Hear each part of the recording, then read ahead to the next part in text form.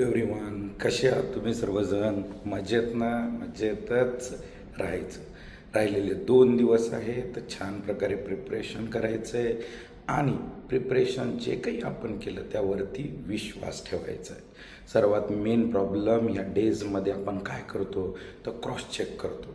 Cross checking म्हणजे काय तर एखादा सडनली चॅप्टर आपण आठवतो आणि त्याचे सर्व फॉर्म्युले किंवा त्याच्या सर्व कन्सेप्ट माइंडमध्ये रिकॉल करण्याचा प्रयत्न करतो, पण तसं होत नाही.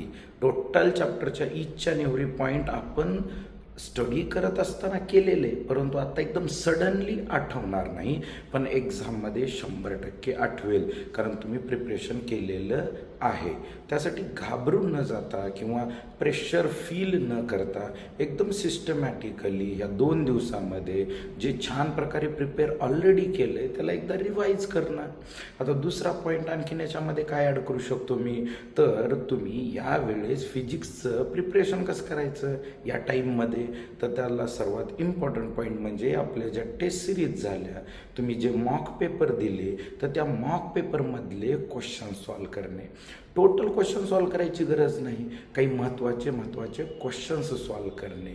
या प्रकारे तुमचा कॉन्फिडन्स बिल्टअप होईल पूर्ण. म्हणजे एक मॉक पेपर दिला तर टोटल फिजिक्सला रिवाईज केल्याचा फील येतो. त्यामुळे फोकस त्यावरती ठेवा, फोकस एक्स्ट्रा गोष्टीवरती नका ठेवू की मला टेस्ट सिरीजमध्ये 400 मार्क पडत आहे, 500 पडत आहे, 600 पडत आहे, तर मला फायनल नीटला किती पडतील, हा विचार बिलकुल करायचा हा टाईम नाही आहे. एकदम शांत काम राहणे आणि फोकस देऊन प्रिपरेशन करणे. 2 दिवस आहे, 2 दिवसानंतर ही जंग संपून जाईल, एकदम निवांत राहाल तुम्ही. ठीक आहे, तर अशाच प्रकारे छान प्रिपरेशन करा.